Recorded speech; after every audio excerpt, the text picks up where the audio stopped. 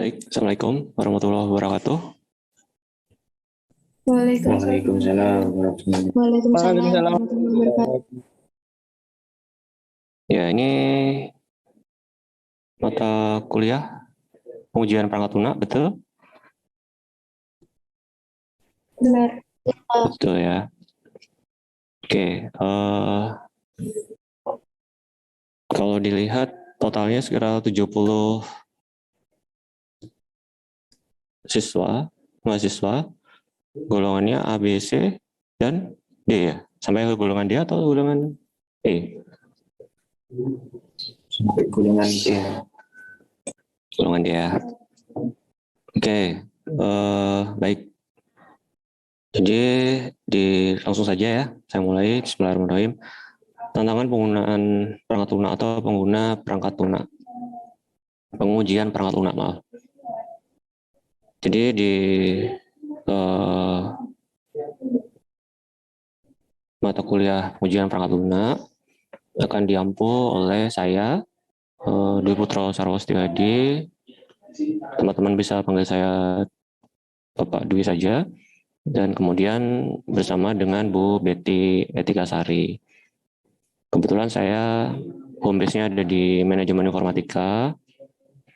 Jadi ini saya diberi amanah untuk memberikan perkuliahan pengujian perangkat lunak di TIF. Kemudian saya bersama dengan Bu Betty Etikasari. Nah, untuk pembagian perkuliahan saya ada di awal, jadi sebelum UTS, dan Bu Betty setelah UTS.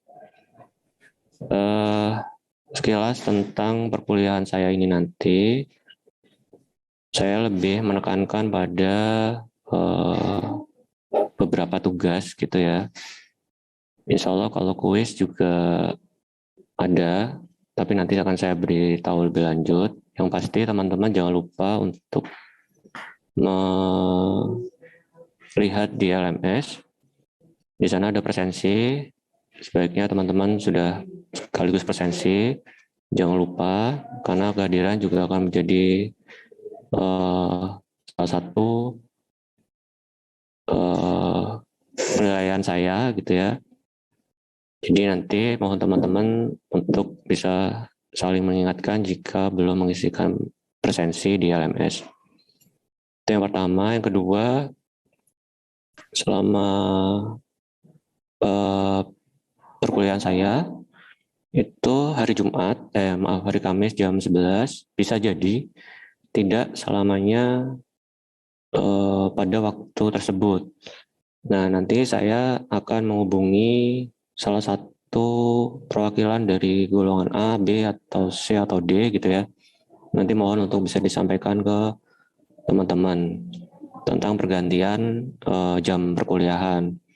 Jadi tidak selalu pada hari yang sama, tapi bisa jadi ada perubahan jam. Biasanya perubahan jam kita sepakati bersama atau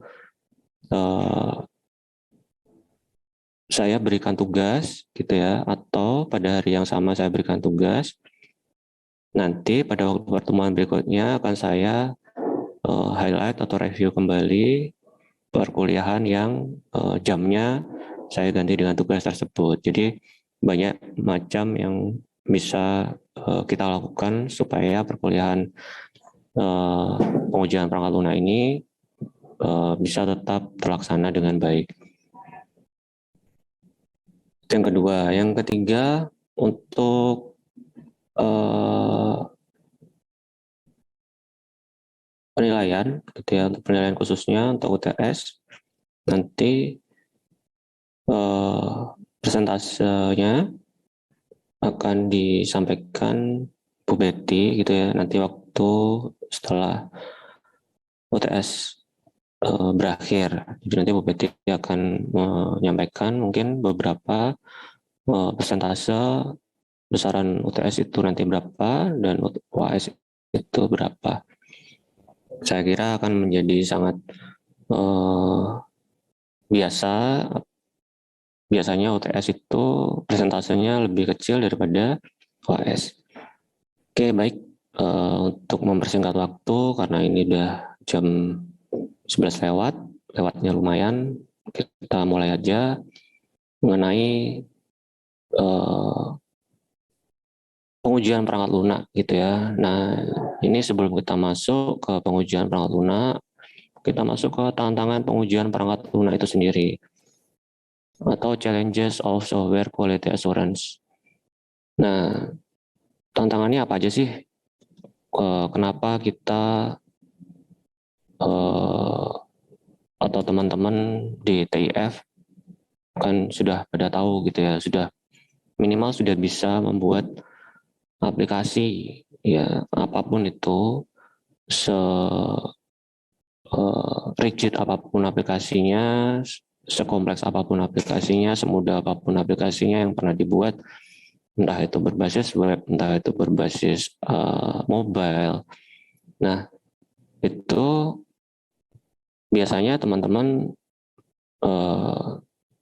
punya tantangan-tantangan sendiri gitu ya, macam-macam tantangannya dalam membuat aplikasi. Nah, di dalam pembuatan aplikasi itu teman-teman pasti juga seharusnya gitu ya, seharusnya melakukan namanya pengujian dari aplikasi yang teman-teman buat. Nah, pengujian yang teman-teman kalian kerjakan terhadap perangkat lunak yang dibuat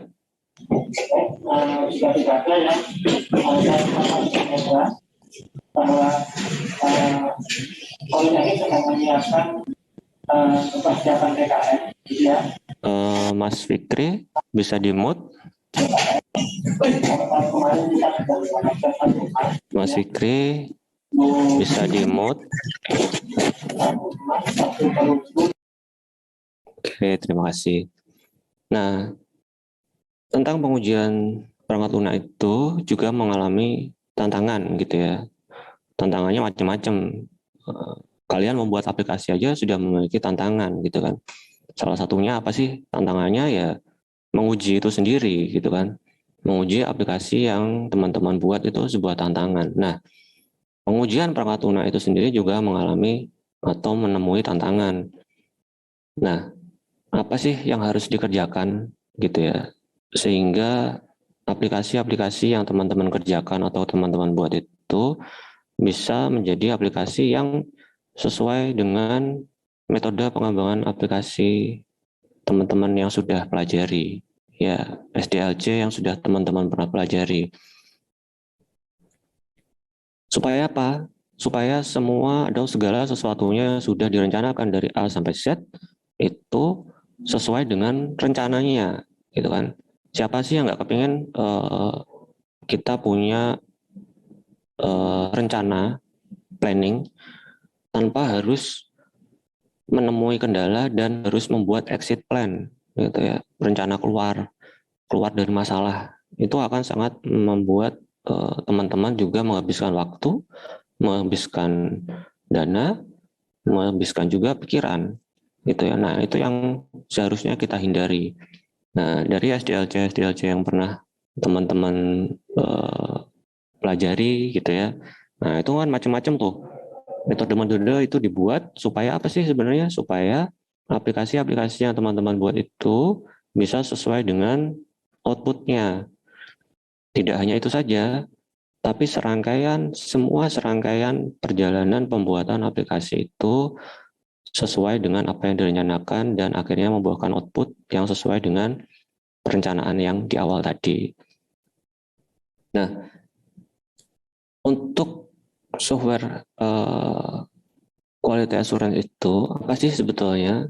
Nah, ada definisinya, sebuah proses sistematis untuk memeriksa apakah sebuah software yang telah dikembangkan sudah memenuhi standar kualitas dan sesuai dengan kebutuhan yang telah ditentukan. Ya, jadi memeriksa kembali software-software atau aplikasi-aplikasi yang telah dikembangkan apakah sudah memenuhi standar kualitas dan sesuai dengan kebutuhan yang telah ditentukan. Jadi SQA ya. SQA itu fungsinya itu. Jadi teman-teman kelak ataupun sekarang gitu ya, kan nanti pada endingnya juga teman-teman membuat tugas akhir. Tugas akhir biasanya kebanyakan dari teman-teman adalah aplikasi gitu ya.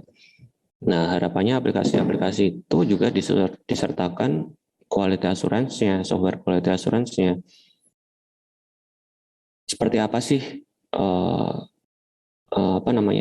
memberikan atau menerjemahkan software quality assurance itu sehingga aplikasi-aplikasi yang dibuat tadi bisa memenuhi standar dan sesuai dengan kebutuhan yang telah ditentukan gitu ya.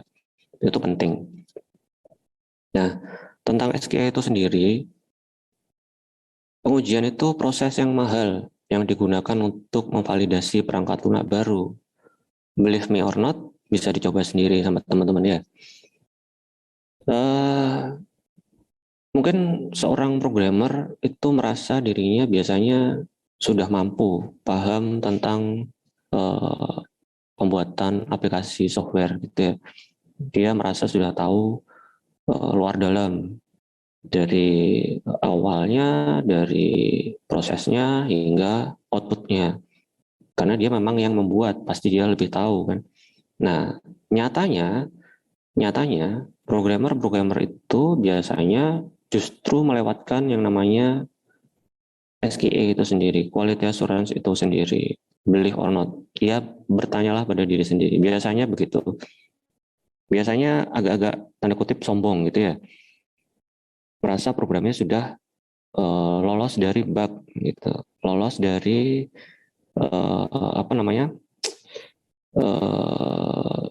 kesalahan. Nah, biasanya seperti itu adalah salah satu lubang atau celah yang sering terjadi dan ditemukan setelah kita menggunakan SQA. Nah, untuk membetulkan lubang-lubang tadi itu juga bukan perkara yang mudah, gitu ya. Teman-teman pasti paham, membuat aplikasi sebegitu rumit, sebegitu kompleks, ternyata di dalam situ ada celah, lubang yang harus diperbaiki dan teman-teman tidak mempersiapkan metode untuk merubah lubang-lubang tersebut atau celah-celah tersebut. Nah, biasanya akan kalau orang Jawa bilang tuh merantau itu melebar kemana-mana gitu ya. Harus mulai kalau itu software itu sudah di code, di hard code gitu ya, harus dibongkar lagi. Setelah dibongkar, dilihat di mana masalahnya, harus dicek satu persatu dari awal dan seterusnya. Nah, itu adalah proses mahal. Kenapa disebut dengan proses mahal? Karena di situ membutuhkan waktu, tenaga pikiran, dan bahkan bisa menjadikan kebutuhan uang gitu ya. Uang itu bisa dalam banyak hal. Kalian bisa membutuhkan untuk pakai data, misalnya untuk browsing kesalahan, Anda membutuhkan listrik untuk menghidupkan perangkat Anda dan seterusnya. Nah, itu adalah proses-proses mahal yang akhirnya digunakan untuk validasi perangkat lunak baru gitu ya. Kemudian 80% dari biaya pengembangan perangkat lunak itu dihabiskan untuk mendeteksi dan memperbaiki cacat. Itu menurut ETH Zurich 2010. Believe it or not, kenyataannya memang seperti itu. Jadi kalau teman-teman sudah memiliki atau join dengan pengembang aplikasi gitu ya, itu biasanya secara tidak langsung memisahkan margin keuntungan yang paling banyak untuk kebutuhan setelah aplikasi itu dibuat, bukan pada saat aplikasi selesai dibuat, tapi setelah aplikasi dibuat itu biasanya margin akan diletakkan di sana. Karena apa? Biasanya setelah itu baru ketahuan tuh, oh ini ada celahnya, kurang ini, kurang itu, bug ya. Kita ngomong bug ya, bukan kekurangan dari analisa awal gitu ya, analisa kebutuhan awal, bukan. Kita ngomongin bugnya. Nah, itu biasanya berasal dari situ. Jadi kita nggak tahu, tapi kata si Zurich sih itu 80%. Saya kira 80% terlalu banyak ya. Tapi biasanya memang beberapa pengembang itu spare gitu ya, spare untuk kebutuhan deteksi atau perbaikan kecacatan. Nah, ini ada kasus nih, kenapa SGE dibutuhkan. Jadi kebetulan teman-teman ini generasi, sudah bukan generasi milenial lagi ya. Apa namanya istilahnya, generasi apa nih? Z apa X? Atau apa itulah. Nah, ada di sini contoh gitu ya, adalah sebuah perusahaan namanya Aston Ted. Itu pernah jadi perusahaan terbesar ketiga di industri perangkat lunak. Ya, bayangin, ketiga. Bahkan sekarang pun yang menjadi nomor satunya masih Microsoft ya. Kemarin barusan Microsoft digoyang, tapi akhirnya Microsoft menjadi perusahaan nomor satu lagi. Nah, Aston Ted itu pernah menjadi perusahaan terbesar ketiga untuk industri perangkat lunak. Dari tahun 83, kiprahnya sampai 90. Nah, itu dari awal dia membuat namanya DBase. DBase 2, DBase 3, 3 Plus, kemudian DBase 4. Nah, 7 tahun, nggak bertahan lama, 7 tahun. Ya, 7 tahun adalah waktu yang sangat singkat. Bayangkan Anda membuat sebuah aplikasi dalam waktu 3 bulan, ya kan, aplikasi perkantoran misalnya 3 bulan, setelah itu pasti Anda punya namanya semacam garansi gitu ya, garansi yang dilaksanakan biasanya kalau dalam perjanjian itu atau kontrak biasanya 1 tahun.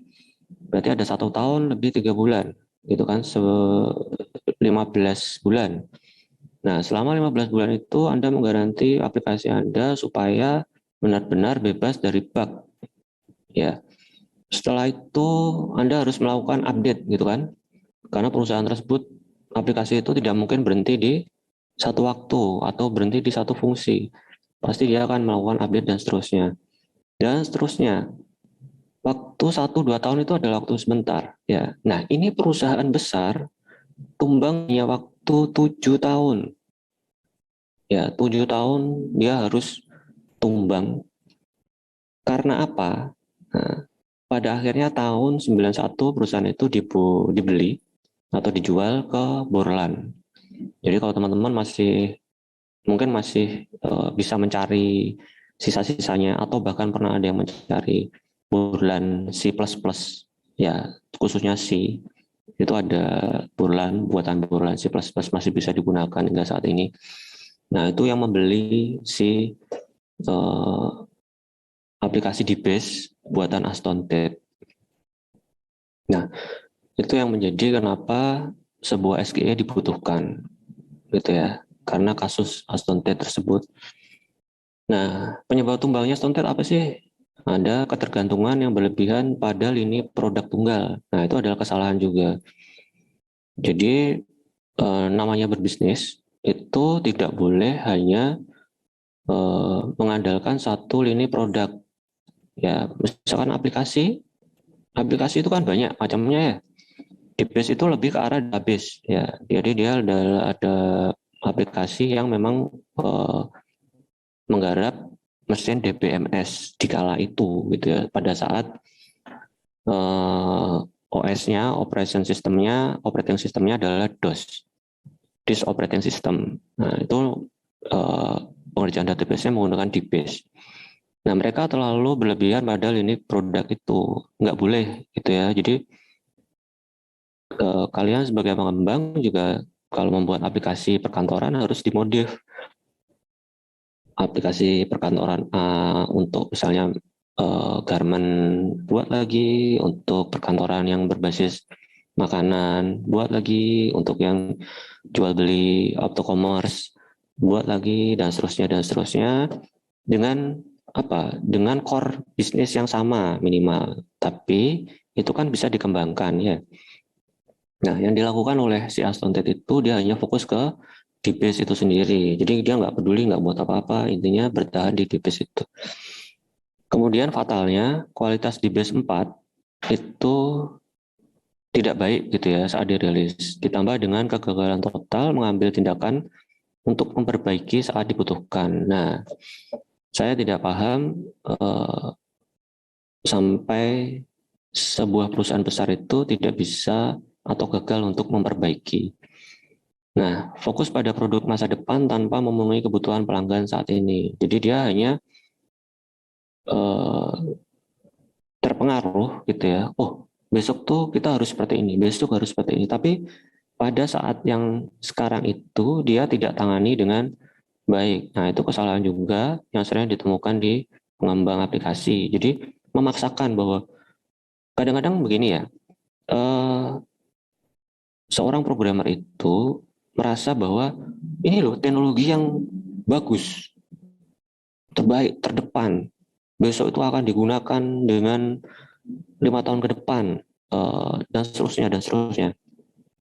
Nah, padahal kebutuhannya saat ini, gitu ya, kebutuhan saat ini yang dibutuhkan oleh seorang klien itu dia hanya butuh apa sih, semacam kasir gitu ya, atau pos kasir yang sederhana, pos based on uh, lokal gitu ya. Dia tidak butuh yang cloud, nggak butuh yang macam-macam pakai apa CI dan seterusnya. Misalnya dia nggak butuh. Yang penting dia tahu apa namanya, dia tahu punya berapa barang gitu ya, berapa macam barang, dia tahu berapa barang yang terjual, yang dia gunakan dan seterusnya. Nah, yang penting itu saja.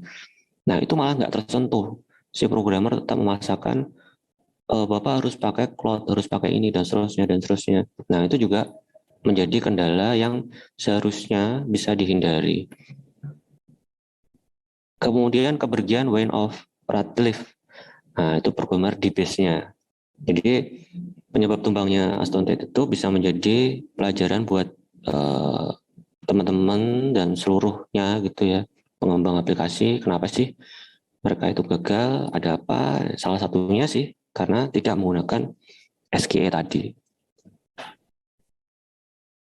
Nah, kenapa butuh SQE? Ya, testing membosankan bagi engineer gitu ya. Believe it or not, kalian sudah suruh program, suruh ngetes, itu pasti menyebalkan. Nggak ada sesuatu yang menyenangkan ngetes karena kalian sudah merasa tahu. Karena sudah merasa tahunya itulah menjadi celah gitu kan. Biasanya skip gitu ya. Wah, ini habis itu. Padahal sometimes apa namanya? Error log itu ya, misalnya error comment. Biasanya kalau contohnya seperti ini. Kalian memasukkan nama atau kalian memasukkan tanggal lahir, tapi di dalam tanggal lahir itu ada huruf gitu ya. Padahal di situ formatnya bukan huruf, angka. Nah, harusnya kalau dimasukkan huruf itu tidak boleh kan. Nah, ternyata di sistemmu atau di sistem teman-teman diperbolehkan, yang mengibarkan kefatalan. Fatalnya apa? Disimpan di database nggak bisa, karena itu bukan ruangnya. Karena di dalam database kalian udah set tipe datanya adalah date misalnya. Nah, dia tidak bisa mengakomodir huruf ya, abjad, maaf, tidak bisa mengakomodir abjad yang full. Kadang-kadang itu yang bisa menjadikan apa namanya, celah gitu ya. Nah, celah-celah itu yang harus diminimalisir, dan itu engineer kan sudah tahu tuh karena dia yang buat ya. Oh, kalau ini ngisinya ini, kalau ini ngisinya itu. Nah, padahal orang lain bisa jadi mengisi yang salah. Harusnya tidak boleh angka, tapi dia masukkan angka, tapi tetap bisa masuk gitu kan. Misalnya dia harus membuat surat hari ini, tapi tanggalnya hari kemarin, kok tetap bisa diakomodir sistem. Nah, itu juga salah. Nah, itu makanya testing membosankan bagi engineer. Kemudian meminimalisir bug, gitu ya, error yang terjadi pada source code sehingga output tidak sesuai rencana. Nah, ini kadang-kadang jangan salah ya, error itu tidak serta-merta harus pada saat di running pertama keluar error. Itu alhamdulillah itu. Error yang keluar pada saat di running pertama itu namanya rezeki gitu ya. Kalau bisa saya bilang itu rezeki.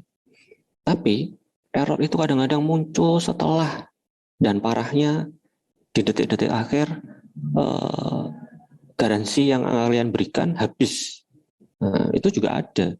Jadi setelah dia terakumulasi data sekian banyak dan seterusnya, tiba-tiba dia muncul tuh errornya. Nah, itu bahkan saya juga sering menemui hal tersebut. Nah, itu juga menyebalkan itu bagi seorang pengembang aplikasi, juga menyebalkan. Kemudian kepercayaan pengguna tinggi bila aplikasi minim bug. Nah, kalau kalian sebagai pengembang, bagaimana cara mendapatkan kepercayaan kepada klien? Pastinya minim bug, ya bukan? Jadi kalau aplikasi yang kalian buat itu minim bug, saya bisa jamin klien Anda gitu ya akan kembali lagi meminta untuk membuatkan aplikasi baru, dan itu tujuan utamanya. Jadi tujuan utama kita itu bukan mencari margin gitu ya, margin keuntungan, tapi mencari kepercayaan dari klien masing-masing. Karena klien itu mencarinya susah, apalagi saat sekarang. Teman-teman ada yang ikut freelance pengembang aplikasi nggak? Ada nggak di sini yang ikut pengembang aplikasi secara freelance? Atau kalau secara virtual, ya secara virtual biasanya juga ada tuh yang menawarkan pengembangan aplikasi. Jadi kalian bisa browsing aja tuh di Google. Misalnya membutuhkan seorang programmer untuk melakukan modul ini, modul itu, nanti salary-nya sudah kelihatan gitu kan. Take it or leave it. Nah, itu sudah banyak tuh di Google. Kalian bisa cari. Nah, itu yang memberikan tugas itu biasanya mereka akan kembali lagi mempercayai Anda untuk mengerjakan pelaksanaan tugasnya jika memang aplikasi-aplikasi yang kalian buat itu tidak banyak bug gitu ya, atau minim bug. Nah, itu salah satu menjadi faktor kenapa software quality assurance sangat penting. Nah, kemudian sesuai dengan tajuk hari ini, tantangan quality assurance itu apa saja gitu ya. Kita ada 3 tuh tantangan tentang software quality assurance. Jadi ada software requirement challenge, tantangan dari software requirement-nya, tantangan dari stakeholder perspektifnya, cara pandang stakeholder-nya. Kemudian yang terakhir adalah general challenge-nya, jadi tantangan secara umumnya. Oke, ini mulai dari software requirement challenge-nya, tantangan software requirement challenge. Jadi klien itu sadar kok kualitas perangkat lunak gitu ya. Nah, nyatanya gitu kan, kualitas perangkat lunak itu bobot bebannya yang harus dipikul itu sangat berat. Ya, jadi penderitaan kualitas dimulai dari pengumpulan kebutuhan perangkat lunak. Jadi dari awal pengumpulan kebutuhan perangkat lunak, di antaranya ya cara pengumpulan kebutuhan yang tidak tepat. Jadi bisa jadi ada beberapa hal tentang analisis awal dari seorang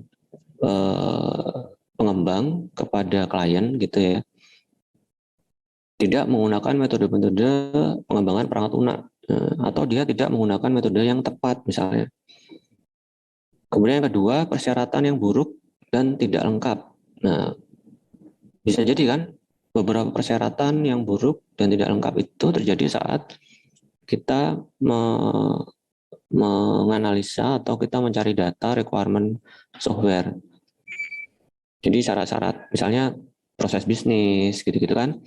Nah, kalian membuat sebuah pengembangan sistem perangkat lunak itu kan tidak lepas dari sebuah proses bisnis gitu ya.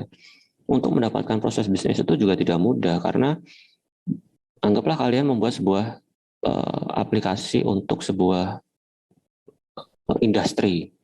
Nah, di dalam sebuah industri itu proses bisnisnya kan banyak, mulai dari manajer, mulai dari pemasaran, mulai dari accounting-nya, mulai dari gudangnya, itu mempunyai proses bisnis yang sendiri-sendiri. Nah, kadang-kadang untuk mendapatkan salah satu proses bisnis itu tidak lengkap.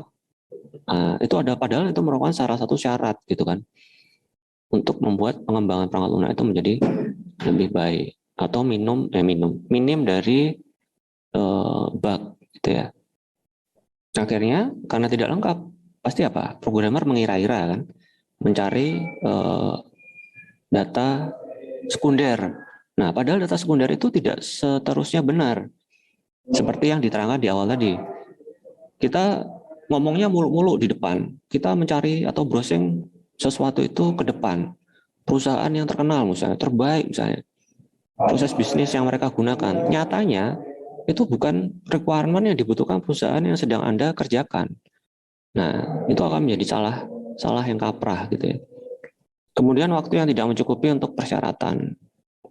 Nah, untuk ngumpulin persyaratan-persyaratan itu ternyata waktunya lama. Kalian harus diskusi dengan tiap-tiap divisi, bagaimana proses bisnisnya dan seterusnya. Itu butuh waktu yang lama. Tidak seluruhnya bisa cepat sesuai dengan timeline yang sudah kalian buat. Believe it or not, ngobrol sama satu orang itu baru satu divisi di satu orang gitu ya. Satu orang di dalam satu divisi itu bisa menghabiskan 1 hari. Padahal di satu divisi itu ada banyak subdivisi, ya kan?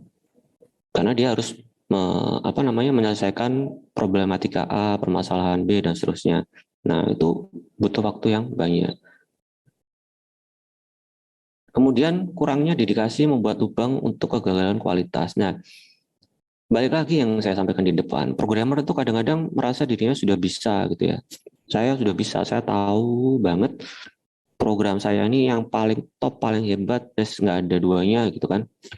Karena dia merasa dia sudah codingnya selama ini yang dia kerjakan sangat mumpuni gitu. Nah,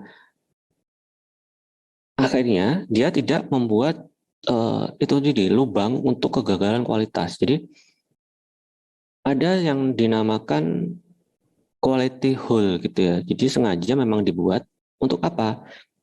Untuk membatasi bahwa aplikasi-aplikasi itu akan berhenti atau error-error log itu akan dikirim gitu ya. Dikirim ke dalam lubang-lubang itu tadi. Jadi sebenarnya bukan lubang sih, itu semacam log gitu ya, semacam log, semacam database log yang fungsinya apa sih? Dia mereport ke dalam log tersebut. Apa saja sih yang dikerjakan, sampai mana, apa benar dia mengerjakan seluruh baris program, apa benar semua baris program itu dikerjakan dengan seluruh aktivitasnya misalnya. Kalau enggak, dia berhenti di mana? Dia mereport ke log itu sendiri gitu kan. Nah, programmer bisa melihat di log-log itu, oh ternyata meskipun dia insert gitu ya, dia insert aplikasi, insert data, ternyata yang diinsert itu hanya metanya saja misalnya. Jadi database-nya tidak seperti input yang prosesnya yang berhasil hanya sampai metanya saja. Nah, hal-hal seperti itu yang harusnya mulai dipikirkan. Ya, itu salah satu kurangnya dedikasi yang membuat lubang karena merasa confidence ya, over confidence. Ini nggak mungkin salah, nggak mungkin meleset seperti itu. Nah, jadi tantangan di software requirement challenge ini adalah mengumpulkan dengan benar kebutuhan pada waktu yang tepat, gitu ya. Jadi teman-teman, ini adalah tantangan pertama requirement challenge gitu ya, untuk membuat sebuah aplikasi, karena segala sesuatunya adalah diawali dengan software requirement gitu ya, tentang datanya, pengumpulannya, outputnya nanti seperti apa. Itu diskusi yang cukup melelahkan yang saya kira itu memang harus diawali dengan membutuhkan banyak waktu. Dan oleh Theodoro itu disampaikan pada waktu yang tepat juga gitu ya. Jadi tidak semerta-merta semua waktu harus digunakan untuk khusus software requirement, tidak bisa. Nah, kemudian ada beberapa case nih, case yang sering ditemukan gitu ya. Pengembangan perangkat lunak internal dengan persyaratan yang menantang. Alih-alih penyedia persyaratan mengubah persyaratannya secara acak dan mengirimkan satu demi satu. Akibatnya programmer gagal untuk menggabungkan semua persyaratan. Nah, dalam celah ini, kesalahan logis dan fungsional memulai yang merupakan salah satu penyebab kualitas perangkat lunak jatuh. Jadi hindari gitu ya, sudah kalian itu di awal software requirement-nya sangat terbatas, syaratnya tidak lengkap, ending-endingnya si penyedia persyaratan itu mengubah syarat acak. Oh ini nggak bisa gini. Jadi seperti halnya kebijakan gitu ya. Jadi kebijakan pimpinan eh, mengakomodir A, kebijakan pimpinan mengakomodir B gitu kan, dan seterusnya. Padahal di aplikasimu, di aplikasi kalian tidak mengakomodir itu. Nah, karena entah dari awal persyaratannya kurang, atau entah cara pengumpulannya, entah waktunya tidak ada, dan seterusnya, itu akhirnya membuat programmer gagal menggabungkan semua persyaratan. Yang tadinya, bayangin aja, pondasinya udah dibuat nih. Ya, sebuah rumah pondasinya udah dibuat sedemikian rupa, tapi ternyata harus banyak menyediakan lubang gitu kan. Bayangin, pondasi itu kan sudah dibuat sedemikian rupa rigid, kuat untuk menyokong aplikasi itu bisa berjalan sampai sekian tahun atau sekian waktu gitu kan. Ternyata dia harus dilubangi, ini nggak boleh gini, dilubangi lagi, ini nggak boleh gitu. Harus dikasih kondisi lagi, percabangan lagi, dan seterusnya. Nah, akibatnya ya itu jadi permasalahan gitu di pengujian perangkat lunak. Itu harus dihindari. Nah, kalau tadi di software requirement challenge, kemudian kita masuk ke stakeholder perspektif gitu ya. Jadi dari sudut pandangnya stakeholdernya nih, mengapa kualitas perangkat lunak menurun? Ini kata Jeff ya. Jadi dari perspektif stakeholder itu ada yang menyampaikan bahwa challenge from developer programmer aspect yang pertama gitu ya. Jadi tantangan dari pengembang program itu sendiri. Ternyata ada tuh tantangan dari pengembang program itu sendiri. Nah, teman-teman pasti tahu kan yang sudah saya sampaikan di awal tadi ya. Jadi pengembang program itu ternyata menjadi challenge-nya di stakeholder perspektif. Misalnya, programmer lebih ditujukan untuk menyelesaikan pekodean. Ya, itu pasti ya. Programmer memang ditujukan untuk menyelesaikan pekodean. Kemudian programmer melewatkan jaminan kualitas dasar beberapa saat mereka melewatkan juga pengujian. Ya, jadi yang penting 1+1 2 selesai bagi programmer seperti itu. Padahal nggak bisa seperti itu, gitu kan? Bisa jadi pada diinputkan bukan 1+1, I tambah A, nah, karena dia melewatkan exception, tidak boleh mengisikan abjad selain angka, misalnya begitu. Nah, itu juga saking pedenya si programmer. Kemudian programmer menemui kelalaian, yaitu yang tadi disampaikan ya, terlalu percaya diri. Kemudian programmer berpikir itu akan berhasil, pasti tidak perlu diuji. Nah, kemudian programmer juga beberapa tentang pengertian SDLC-nya juga kurang gitu ya. Jadi saya harus pakai metode pengembangan program yang mana nih? Mau pakai Agile, mau pakai waterfall, mau pakai Scrum, apapun atau prototipe, itu yang cocok yang mana dia nggak terlalu paham. Karena kadang-kadang programmer itu otodidak gitu ya. Jadi jangan kaget, bahkan founder Microsoft pun dia bukan dari orang IT gitu kan. Ya teman-teman sudah tahu juga. Nah seperti hal-hal seperti itu biasanya dan banyak ditemui di lapangan. Itu yang membuat kadang-kadang seorang programmer tidak terlalu memahami SDLC itu sendiri. Nah, kemudian challenge yang dari stakeholder ini risk from company point of view. Jadi dilihat sudut pandang risiko, dilihat dari sudut pandang perusahaan. Beberapa perusahaan perangkat lunak tidak memiliki departemen SQA. Benar atau tidak? Nah, nanti teman-teman kalau yang sudah pernah gabung dengan pengembang-pengembang, coba aja tanya, punya nggak di tempat departemen khusus untuk software quality assurance? Biasanya yang kecil-kecil akan bilang nggak pernah atau nggak ada gitu kan. Karena apa? Itu akan membengkakkan margin gitu ya. Jadi sebuah aplikasi akan membengkak lagi karena ada departemen SQE itu sendiri. Seperti di kita apa yang saya sampaikan di depan tadi, 80% itu adalah kebutuhannya untuk apa sih? Untuk SQE ternyata ya. Nah, padahal kalau pengembang yang skalanya masih kecil, menengah, itu mereka ngapain SQE? Ya programmer itu sendiri aja dipakai. Dia harus bisa memetakan mana lubang, mana bug, dan seterusnya. Nah itu padahal salah. Karena tadi programmer merasa dirinya benar, gitu ya. Kemudian yang nomor 3 adalah threat from customer side. Jadi ancaman dari sisi pelanggan. Klien itu fokusnya percaya atau tidak percaya hanya pada biaya. Jadi klien itu setelah ngobrol, saya pengen buat aplikasi ini, saya punya dananya sekian. Pasti begitu. Atau dibalik, saya pengen buat kayak gini, berapa ya habisnya? Nah, begitu disampaikan harganya mahal, pasti si klien akan apa? Tarik mundur gitu ya. Dia akan waduh kemahalan dan seterusnya. Nah, klien fokus pada biaya. Mereka pikir perangkat lunak yang lebih berkualitas itu yang lebih mahal.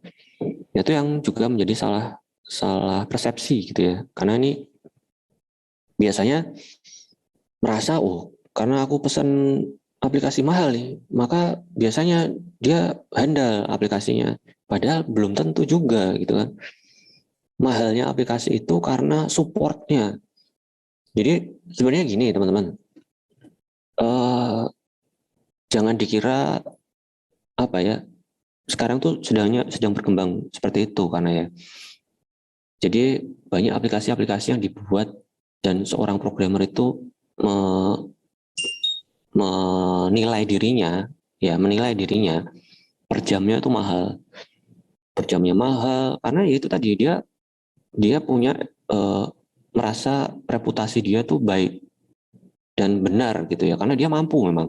Oke, secara programming, secara coding dia mampu, logikanya juga main dan seterusnya, tapi dia nggak mau berpikir bahwa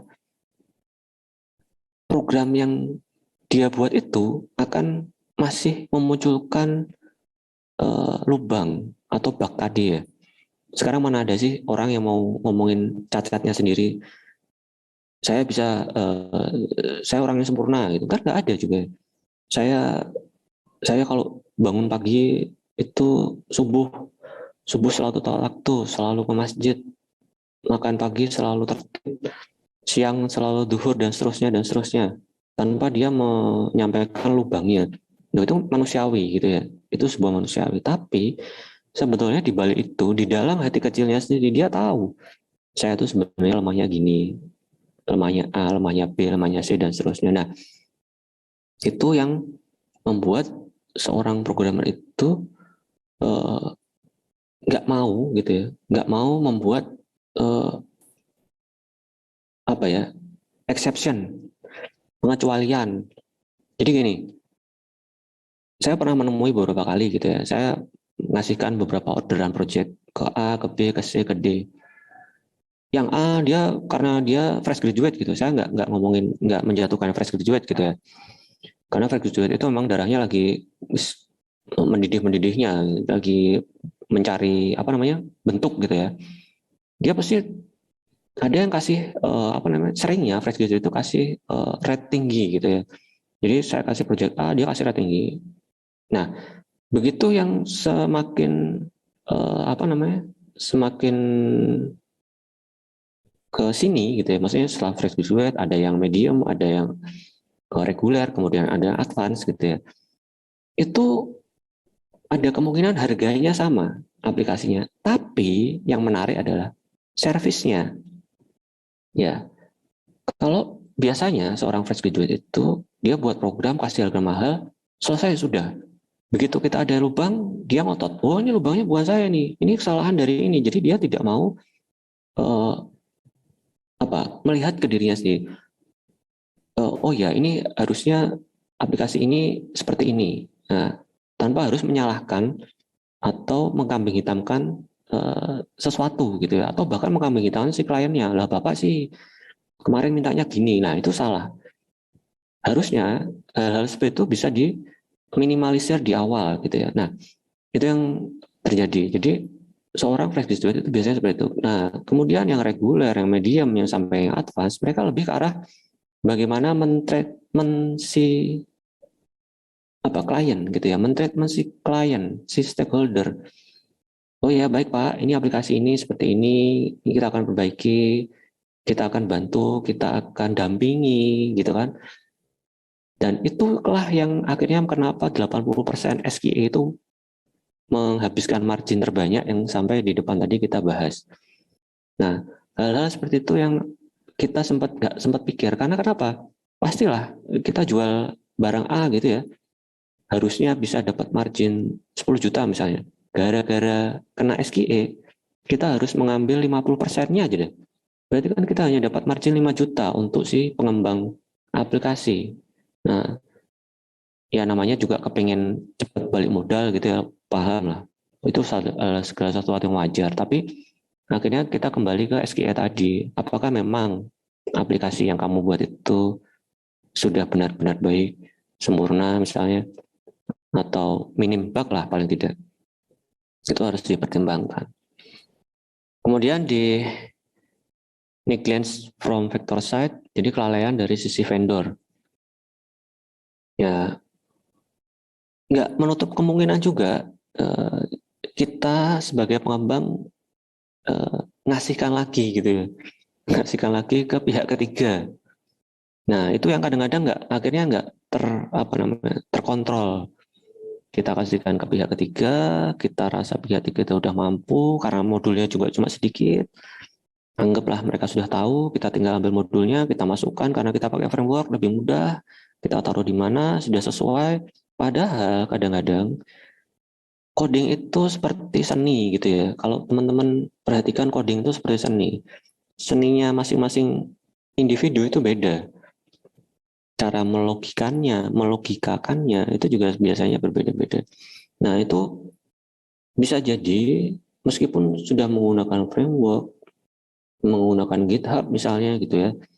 Ayo GitHub aja deh, nanti tinggal push-push aja. Itu tetap yang terjadi di lapangan bisa jadi setelah di-push tidak jalan, setelah di-push tidak jalan. Itu sering ditemui dan itu adalah kelalaian kita menganggap enteng bahwa itu tadi program itu adalah seni. Kita anggap mereka vendor terkenal nih, saya kasih job cuma 2 modul misalnya, masuk nggak bisa? Bisa, jalan sebetulnya. Tapi ada saat modul itu kita kawinkan dengan aplikasi yang kita buat, akhirnya nggak matching. Nah itu yang jadi masalah gitu kan. Yaitu menjadi kelalaian dari sisi vendor. Nah untuk yang general challenge, yang terakhir ya, challenge ketiga, tantangan yang terakhir tentang pengembangan aplikasi itu ya, jadi ini menurut Somerville, tantangan tingkat umum ditemukan di sebagian besar perusahaan yang memengaruhi kualitas perangkat lunak, jaminan, dan pengujian. Jadi ternyata general challenge itu memengaruhi kualitas perangkat lunak. Nah, apa aja sih general challenge? Ini ada economic challenge. Jadi biaya kualitas dan perbaikan bug adalah bervariasi dari satu tahap ke tahap lainnya.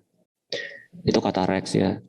Karena masalah kualitas, perusahaan perangkat lunak dapat ditutup selamanya. Nah, itu yang tadi kita bahas, perusahaan yang membuat DBase tadi, itu juga karena masalah kualitas di DBase 4-nya yang buruk, akhirnya dia tutup kan, dijual ke Borland. Kemudian tahap awal perbaikan bug SDLC biasanya lebih rendah. Kemudian tahap berikutnya lebih tinggi, dan seterusnya. Itulah maka sebabnya fokus pada deteksi dini dan koreksi perangkat lunak adalah utama pada tantangan ekonomi. Jadi lebih baik kita mendeteksi di awal daripada kita memperbaiki bug-bug. Karena bug itu juga jangan dikira selesai ini, selesai semuanya. Enggak. Selesai ini akan memengaruhi lainnya. Itu yang benar.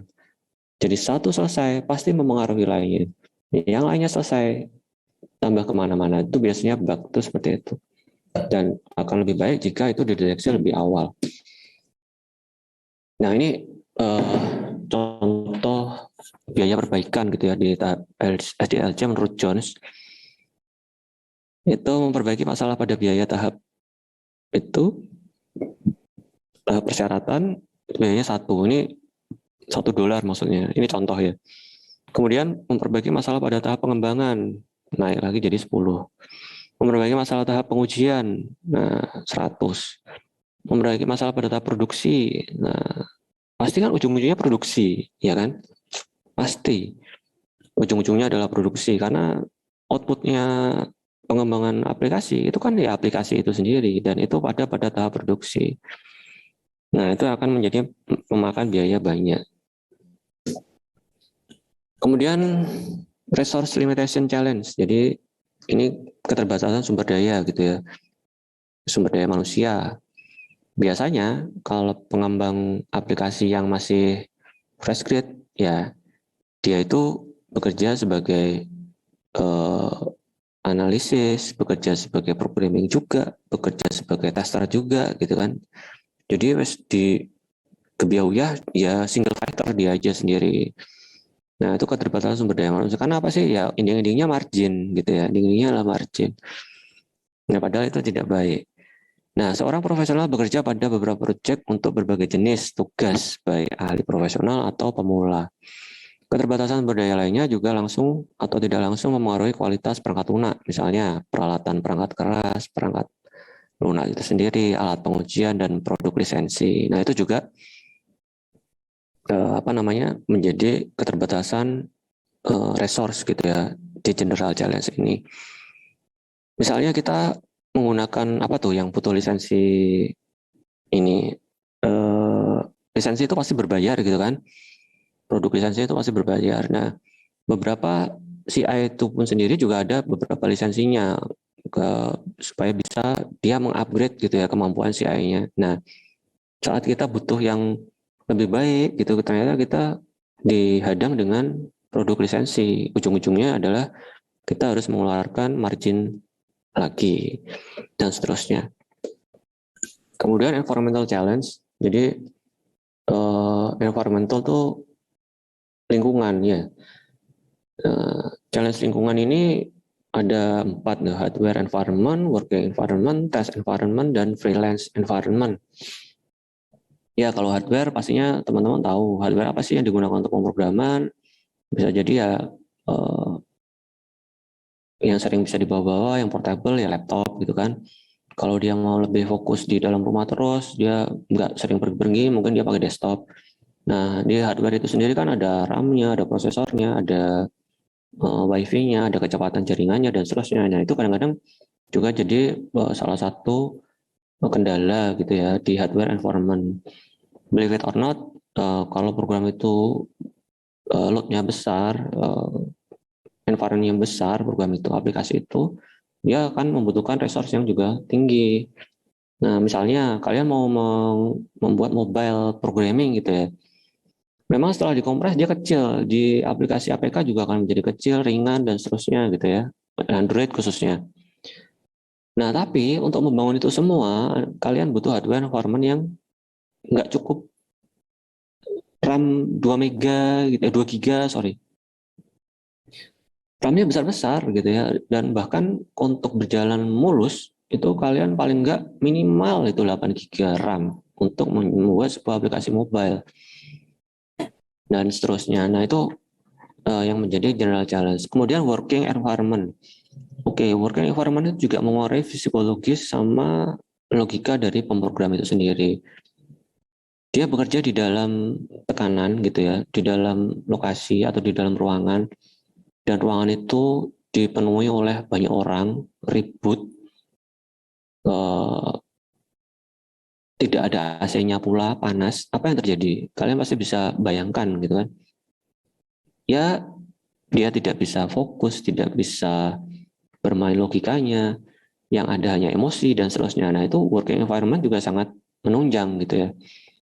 Nah, untuk bekerja bisa mencapai sebuah tujuan yang direncanakan sebelumnya. Kemudian test environment. Nah, test environment ini juga sangat menjadi salah satu kunci gitu ya. Jadi apa namanya, tentang limitation. Jadi di dalam test environment itu biasanya limitasi. Jadi seorang tester itu dia sebatas pada sisi generalnya saja, pada sisi luarnya saja. Padahal dia butuh bisa untuk testing ke sisi adminnya, ke sisi apa istilahnya rootnya gitu ya. Nah itu kadang-kadang dibatasi oleh beberapa limitasi yang akhirnya si tester itu tidak bisa meng-create sebuah tes yang benar-benar general gitu ya. Itu lebih ke dalam limitasi. Kemudian yang terakhir dari environment challenge itu freelance environment. Nah, seperti yang saya sampaikan tadi di depan, saya pernah tanya kan, teman-teman di sini ada nggak yang freelance ngebuat aplikasi? Nah, sekarang itu sudah banyak tawaran secara virtual di dunia maya gitu ya, di internet. Kalian bisa browsing, bisa googling, cari penugasan pembuatan aplikasi modul per modul, banyak. Ya kebetulan saya nggak bawa contohnya, tapi ada dan banyak, dan kalian bisa coba. Nah, itu bagus buat individual, tapi nggak bagus untuk sebuah perusahaan gitu ya, atau sebuah pengembang aplikasi. Kenapa? Seorang pengembang aplikasi itu harus fokus gitu kan. Fokusnya apa? Yang ngembangin aplikasi, ya membuat apa yang harus dia kerjakan sesuai dengan analisis yang dibuat di awal. Somehow karena dia butuh margin gitu ya, butuh pendapatan lagi, nah dia harus mencari tempat lain. Nah sekarang lebih mudah lagi mencari tempat untuk apa namanya sebagai freelance gitu kan. Saya take order, kita buat selesai modul, kirim dan seterusnya dan seterusnya. Nah, kegiatan yang itu tadi ternyata akhirnya membuat aplikasi yang seharusnya jadi tepat waktu, jadi dengan baik, minim bug itu akhirnya menjadi tidak sesuai dengan apa yang diharapkan. Itu freelancing environment. Kemudian dari sisi yang lain, di general challenge ada project size challenge, ada number of line code challenge. Ya jadi project size-nya itu pasti beda lah ya. Project yang kecil sama yang besar, sama yang skalanya apa namanya internasional misalnya, itu kan lebih menantang nih, tantangan yang berat gitu kan, karena yang difokuskan apa yang dikerjakan juga nggak kecil gitu kan. Misalnya karena proyeknya besar, penggunanya banyak. Nah, pengguna banyak itu kan juga harus dites satu per satu. Apakah si admin bisa begini? Apakah si dia bisa begitu? Apakah si B bisa begini dan seterusnya? Itu juga sebuah tantangan dari proyek yang besar. Besar itu tidak hanya proyeknya, bisa jadi apa penggunanya yang besar, penggunanya yang banyak, sistemnya modulnya yang banyak juga bisa dan seterusnya. Jadi project size itu menjadi tantangan sendiri. Kemudian nomor 5, number of line of code. Nah, balik lagi ya, seni tadi yang saya bilang. Ada teman-teman yang senangnya ngeringkas, ada teman-teman yang pengennya sesuai dengan apa yang dia pikirkan. Saya bisanya begini, saya harus menulis 3 buah baris program untuk menjadi satu. Ada yang dia cukup 2 baris program sudah bisa. Nah, itu number of line code challenge itu juga menjadi salah satu tantangan untuk sebuah software quality assurance. Bayangin kalian harus merubah memperbaiki, bukan merubah ya, memperbaiki lebih tepatnya, memperbaiki bug di mana dia di situ ada lebih 1000 live code gitu. Mau dicari yang sebelah mana? Ya itu kan tantangan ya. Kemudian nomor 6, teknologi change challenge. Nah, teknologi itu juga begitu. Sekarang ada CI, besok ada apa, besok lagi ada apa, dan seterusnya. Operating system juga begitu. Sekarang ada Linux macam-macam, dan seterusnya. Dari sisi jaringannya, dari sisi hardware-nya sendiri juga begitu, dan seterusnya. Jadi, pada saat kalian membangun sebuah aplikasi, oh ternyata framework itu selain CI ada baru lagi muncul. Ternyata yang baru lebih enak, lebih cepat, lebih bisa komunikatif misalnya. Terus di GitHub juga lebih enak dan seterusnya. Nah, database juga begitu. Ini MySQL versi 5 ternyata sekarang ada versi 7 misalnya, versi 8 misalnya. Ternyata yang versi tinggi lebih itu udah lebih ini dan seterusnya. Nah, padahal kalian waktu ngebuatnya itu menggunakan versi yang sebelum update misalnya. Nah, itu kan akan mengalami bug-bug tertentu gitu ya. Atau hole-hole yang seharusnya tidak ada jadi ada karena perubahan aplikasi atau teknologi yang cepat berkembang tadi. Nah, itu juga tantangan dan nggak bisa dipungkiri. Kemudian time frame. Nah, time frame itu masalah umum lah. Memang ini general challenge ya pembahasannya. Time frame itu masalah umum. Kita sudah sepakati 7 hari gitu ya, seminggu ternyata meleset jadi 10 hari karena sesuatu hal, misalnya kebetulan ini sekarang juga lagi musimnya apa namanya COVID gitu ya. Tadinya mau luring biar diskusinya enak cepat, ternyata nggak bisa, harus daring. Daring itu ternyata juga nggak bisa sepenuhnya merefleksikan pencapaian apa namanya titik temu gitu ya. Ternyata susah, jadi butuh waktu lagi dan seterusnya. Nah, time frame itu juga kadang-kadang programmer itu biasanya juga non sewu bangunnya kesiangan misalnya, sukanya begitu. Karena rata-rata programmer yang saya temui seringnya begitu. Nah, itu juga menjadi bermasalah. Kemudian terakhir political dan legal change. Nah, ini juga kalau mungkin di Indonesia nggak terlalu kelihatan gitu ya. Tapi di negara-negara berkembang dan maju yang lainnya, itu seperti di Korea misalnya, atau di Cina lebih parahnya gitu ya. Kalau saya lihat, jadi di Cina itu nggak boleh yang namanya pakai apa namanya Facebook di sana, nggak boleh pakai semua apa yang berbasis Microsoft, itu nggak boleh di Cina. Dan beberapa hal lainnya ya. Jadi ada political atau legal change yang akhirnya membuat sebuah general challenge.